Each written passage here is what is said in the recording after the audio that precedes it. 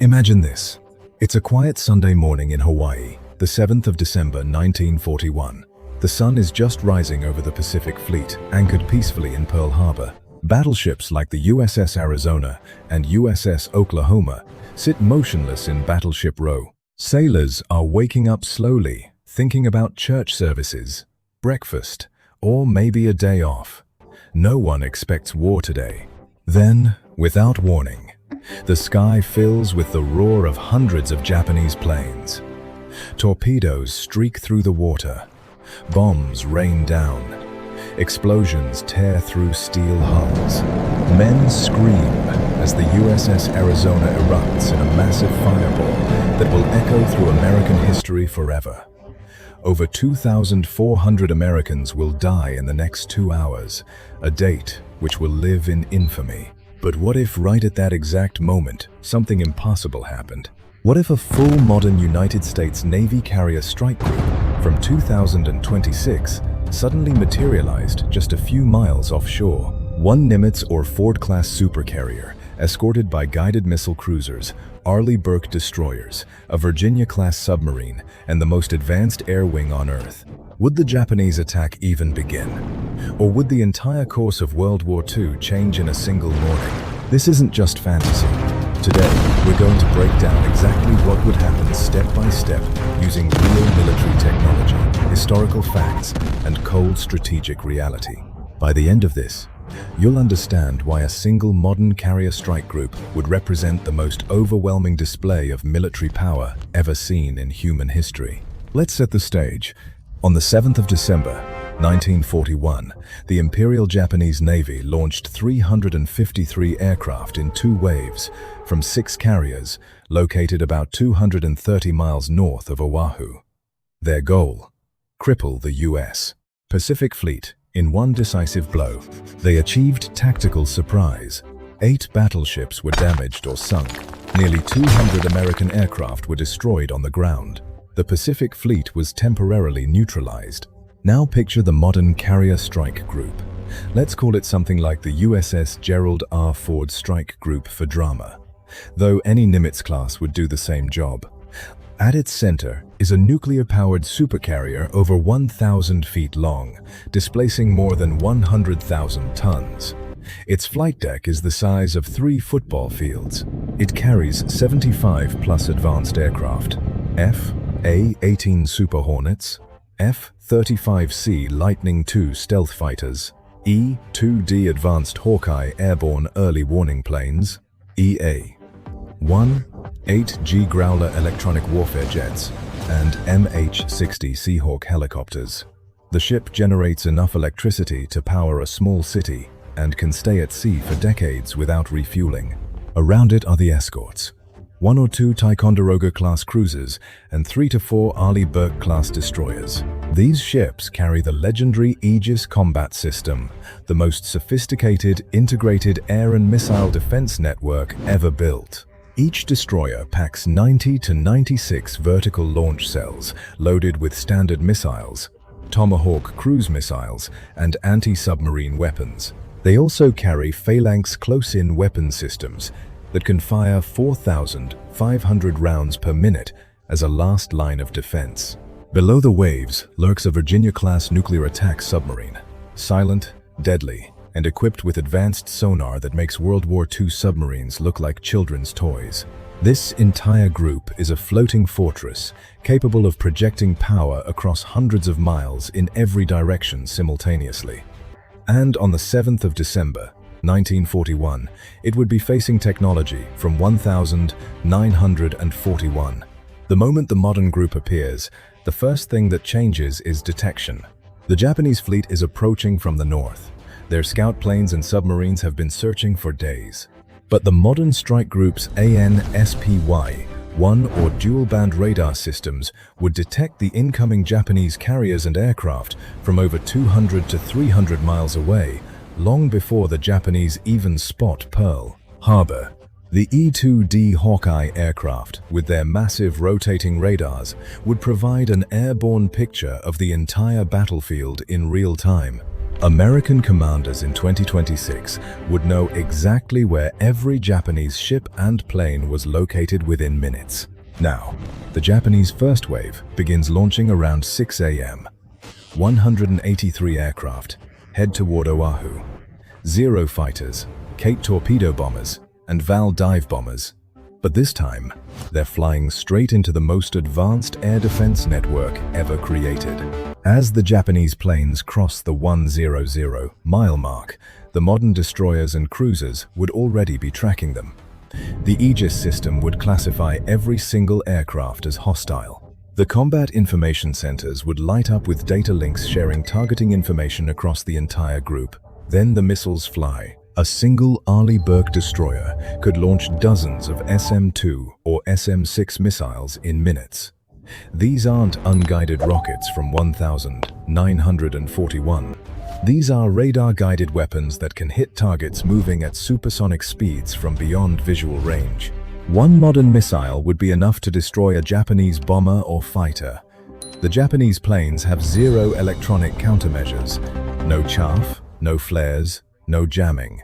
They are completely defenseless against 21st century weaponry. Within the first 15 to 20 minutes of the Japanese approach, the sky would be filled with falling fireballs.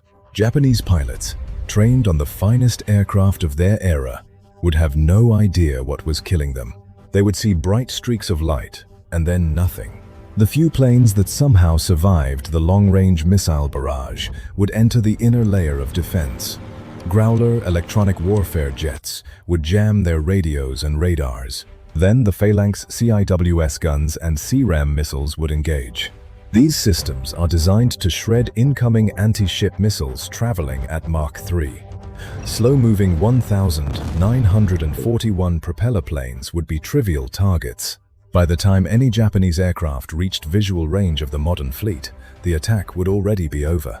The Japanese first wave would be annihilated, perhaps 90 to 100% losses. Meanwhile, the modern carrier would have already launched its own aircraft. F-35S and Super Hornets, guided by Hawkeyes, would locate the Japanese carrier fleet 200 miles north. These jets fly at over 1,000 miles per hour. They carry precision-guided munitions, JDAM smart bombs, and Harpoon, or LRASM, anti-ship missiles.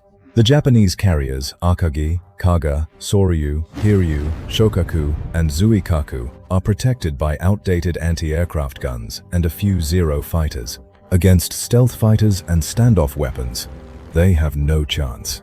A flight of 4 F/A-18S could sink or mission-kill multiple Japanese carriers in a single pass. Tomahawk missiles launched from the destroyers and submarine would strike from over the horizon, hitting engine rooms, fuel bunkers, and flight decks with surgical accuracy. Admiral Chuichi Nagumo, commanding the Japanese fleet, would face the impossible. His scout planes might report strange, massive ships with flat decks. Radio operators would hear frantic screams from his attacking planes before they go silent. Then his own carriers would begin exploding. In less than an hour, the Imperial Japanese Navy's striking force, the pride of their fleet, would be burning and sinking. Back at Pearl Harbor, the American sailors of 1,941 would witness something beyond comprehension. They would see jets screaming overhead at speeds they've never imagined. They would watch missiles streak across the sky and destroy threats they couldn't even see.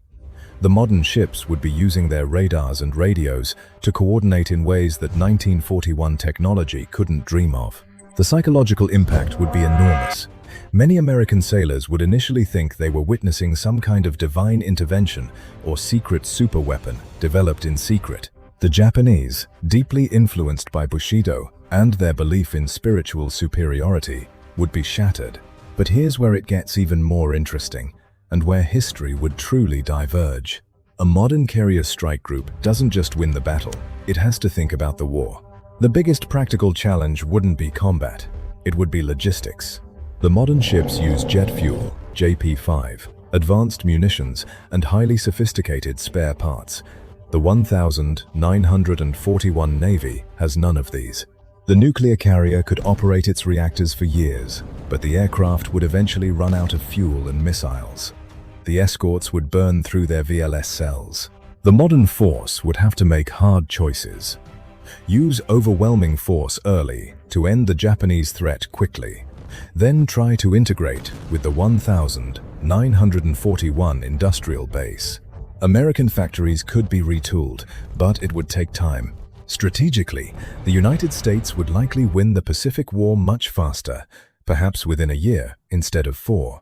With Japanese carriers destroyed on day 1, there would be no Battle of Midway, no Guadalcanal campaign as we know it. The Philippines, Wake Island, and other territories might be held or quickly recaptured.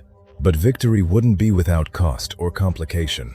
The sudden appearance of such overwhelming power would shock the entire world. Germany and Italy might hesitate to declare war on the United States, or they might accelerate their own programs out of fear. Stalin in the Soviet Union would demand explanations and technology. For the American people, Pearl Harbor would transform from a day of infamy into a day of miraculous deliverance. The modern sailors would become instant legends, time travelers or chosen warriors in the eyes of many. Yet the modern commanders would face moral dilemmas. How much do they reveal about the future? Do they warn about the Holocaust? About the atomic bomb? About the Cold War? They would also have to be careful not to create too much dependency.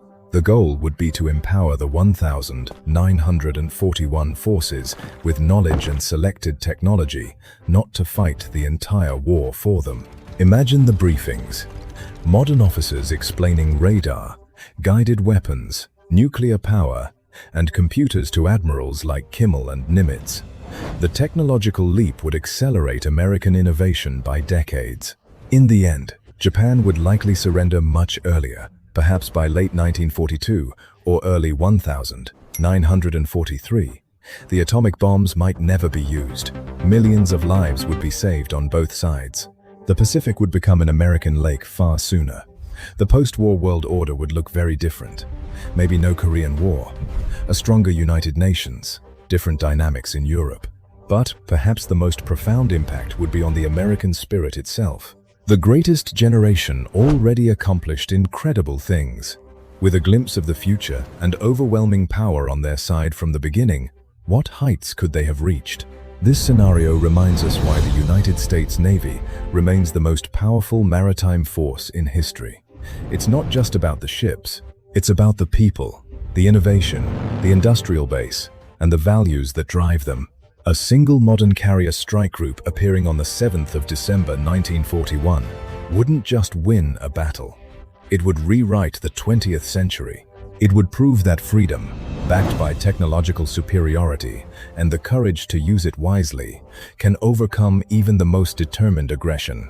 As Americans, we should take pride in how far we've come and remember the sacrifices of those who came before us on that fateful December morning. Because on that day, in 1941, real heroes stood up against impossible odds. And in our hypothetical scenario, they would have received the ultimate reinforcement from the future they helped create. What do you think would have happened next? How would the world be different today? Drop your thoughts in the comments below. If you enjoyed this deep dive into alternate history and military technology, hit that like button, subscribe, and turn on notifications. We'll be exploring more what-if scenarios that blend real history with modern capabilities.